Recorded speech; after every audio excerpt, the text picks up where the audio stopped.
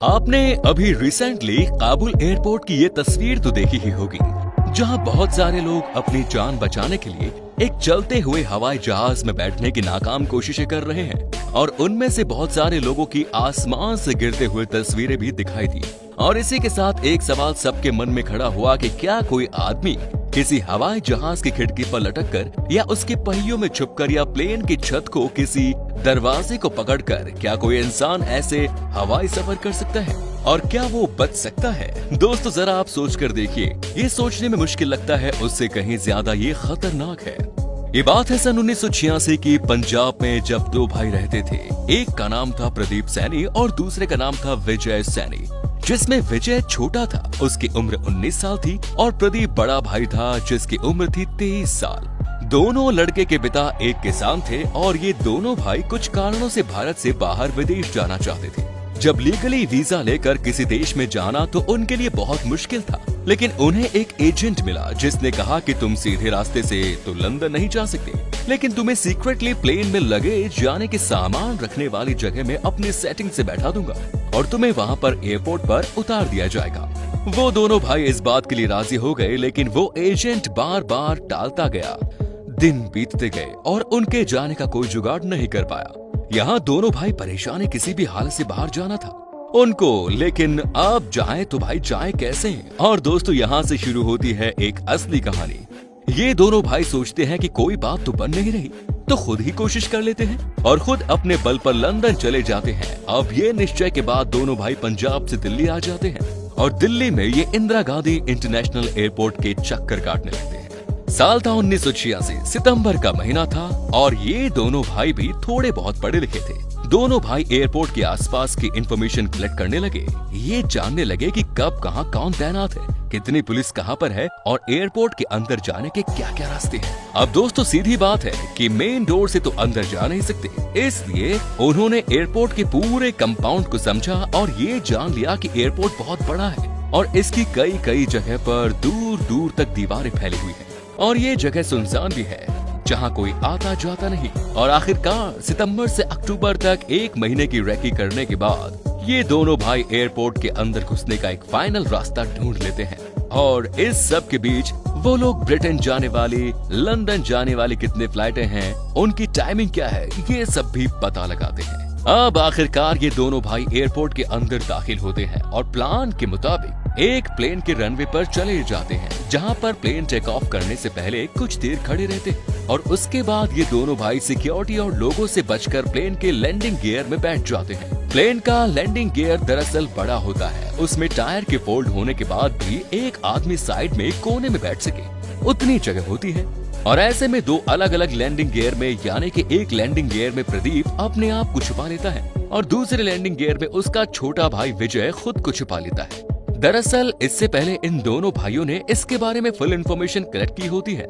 इसके बाद इन्होंने वेट किया प्लेन में सारा लगेज पैक होने का, वेट किया सारे लोगों के बैठने का और वेट किया फ्लाइट के उड़ने का। कुछ देर बाद फ्लाइट अपनी एक निश्चित हाइट पा लेती है और पहिए अंदर ले लेती है और लैंडिंग गियर को बंद कर दिया जाता है। और दोस्तों ये बहुत ही खतरनाक मंजर होता है, जब पहिए हिलते हैं या पहिए में कंपन होती है तो भूचाल सा महसूस होता है। और यहाँ पर हाइट पकड़ने के बाद टेम्परेचर और हवाओं से लड़ना तो एक और ही बात हो जाती है। फ्लाइट 800 से 900 किलोमीटर पर आवर की स्पीड से चलती है और हवाएं कान फाड़ देने वाली होती हैं। ये दोनों भाई टेक ऑफ करते ही बहुत डर गए। नजारा बहुत ही भयंकर था, आवाज इतनी कि कान फट जाए और ऊपर से फ्लाइट धीरे धीरे 1000 से 1100 मीटर की हाइट पकड़ लेती है। यहाँ पर ऑक्सीजन नहीं के बराबर और टेम्परेचर -50 से 55 डिग्री सेल्सियस। इस हालत में किसी का भी जिंदा रहना मुश्किल था और दिल्ली से लंदन का सफर करीब 9 से 9.5 घंटे का। अब दोस्तों करीब 9.5 घंटे बाद ये प्लेन लंदन के हिथ्रो एयरपोर्ट पर लैंड करता है और प्लेन के लैंड करते ही सबसे पहला यहाँ पर एक इंसान पहुँचता है, जो था वहाँ पर लगेज कलेक्ट करने वाले टीम का एक मेंबर। और ये इंसान जैसे ही वहाँ पहुँचता है तो वो सबसे पहले देखता है जो पहिया होता है उसके नीचे एक इंसान बेहद ठंडे से जूझ रहा है। वो कांप रहा होता है। रोड पर नीचे ये इंसान कुछ समझ नहीं पाता कि ये कौन है, कहां से आया है, क्या करना है। इसके बाद वो अपनी टीम को बताता है और पूरा स्टाफ वहां पर आता है। पुलिस आती है, डॉक्टर आते हैं, एम्बुलेंस आती है, एम्बुलेंस में उस लड़के को ले जाया जाता है और लंदन के हॉस्पिटल में उसकी शुरुआती ट्रीटमेंट शुरू होती है। सांसें चल रही होती हैं, लेकिन बंदा अंदर से बहुत कांप रहा होता है। अब यहाँ पर दोस्तों हॉस्पिटल में डॉक्टर परेशान, पता नहीं ये कैसे हो गया, ये लड़का कहाँ से आया है और कैसे रनवे पर मिला। लंदन के डॉक्टर उसे लगातार बचाने की कोशिश करते हैं। धीरे धीरे उस पर ट्रीटमेंट का असर भी होता है और वो कुछ दिन में होश में आ जाता है। और होश में आते ही प्रदीप सबसे पहले एक सवाल पूछता है कि मेरा भाई कहाँ है। अब दोस्तों यहाँ पर समझने वाली बात यह है कि इस प्लेन से उस दिन सिर्फ एक ही लड़का मिला, बड़ा भाई विजय सैनी किसी को नहीं मिला। और सब मिलकर उससे पूछते हैं कि आखिर उसके साथ हुआ क्या था। और प्रदीप एक ही लत दोहराता है कि मेरा भाई कहाँ है, मुझे उससे मिला दो। पुलिस और डॉक्टर कहते हैं कि हमें आपका भाई वहाँ पर कहीं नहीं मिला था। और तब प्रदीप अपनी पूरी बात वहाँ पर कहता है कि कैसे दो भाई दिल्ली एयरपोर्ट से बिना टिकट, बिना वीजा लैंडिंग गियर में अपने आप को फिक्स करके लंदन की ओर बढ़े थे। प्रदीप कहता है कि हम दो भाई अलग अलग लैंडिंग गियर में बैठे थे और वहाँ पर शोर इतना था कि कुछ सुनाई नहीं दे रहा था। मुझे लगा जैसे मेरे कान के पर्दे फट गए, मुझे जबरदस्त झटके लग रहे थे। फिर भी मैं अपने आप को वहाँ पर सेट करके संभाल के रखा था। मैं अपने भाई के बारे में ही चिंतित था कि उसके साथ क्या रहा होगा। और इसके बाद अचानक बहुत ठंड लगने लगी, हवा बहुत ही फास्ट चल रही थी। मुझे कुछ समझ भी नहीं आ रहा था कि क्या करना है। धीरे धीरे मेरा शरीर सुन्न हो गया और उसके बाद पता नहीं क्या हुआ। अब आप लोग मुझे बताएं कि मेरा भाई कहाँ है। दोस्तों उस दिन तो पुलिस और डॉक्टर प्रदीप को कुछ नहीं बता पाए, लेकिन उसके अगले दिन पुलिस को एक खबर मिली कि लंदन के रिचमोंड इलाके में एक मृतदेह पड़ा है। इसके बाद प्रदीप को उसकी तस्वीर दिखाई जाती है और प्रदीप उसे पहचान लेता है कि ये उसका भाई है। ये फूट फूट कर रो रहा होता है और उसे अपनी जिंदगी का सबसे बड़ा अफसोस हो रहा होता है। पोस्टमार्टम रिपोर्ट से पता चल रहा होता है कि प्रदीप के छोटे भाई विजय की मौत ऑक्सीजन की कमी और ठंड के कारण हुई थी।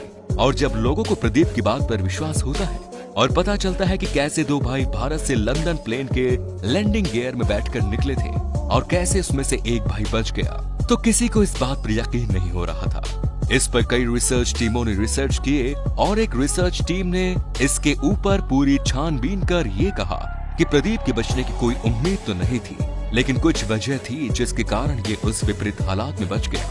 डॉक्टर और रिसर्च टीम के लिए प्रदीप का बचना एक चमत्कार था, लेकिन ये चमत्कार हुआ कैसे, इसके पीछे मुख्य 3 कारण थे। इस चमत्कार का पहला कारण था प्रदीप के शरीर का रिएक्ट करना बंद हो जाना। जी हाँ दोस्तों, प्रदीप का शरीर इस विपरीत हालात में इतना सहम गया कि उसने विपरीत परिस्थितियों में रिएक्ट करना बंद कर दिया और इसके कारण तेज आवाज का असर, तेज हवाओं का असर और -50 डिग्री टेम्परेचर का असर भी प्रदीप की बॉडी पर नहीं हुआ।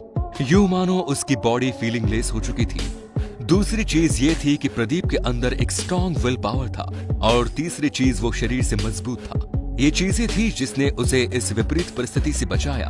अन्यथा इन विपरीत परिस्थितियों में बचना अपने आप में एक चमत्कार है और प्रदीप एक अपवाद है। आमतौर पर इस परिस्थिति में किसी भी इंसान की मौत हो सकती है। तो दोस्तों इस तरह एक पंजाब का लड़का लंदन में पहुंचा हवाई जहाज के पहियों में खुद को छुपाकर, और वो भी जिंदा हालत में। इसके बाद प्रदीप का लंदन की कोर्ट में मुकदमा भी चला और 28 साल बाद 2014 में प्रदीप को वहां की कोर्ट ने उसे लंदन की नागरिकता दे दी।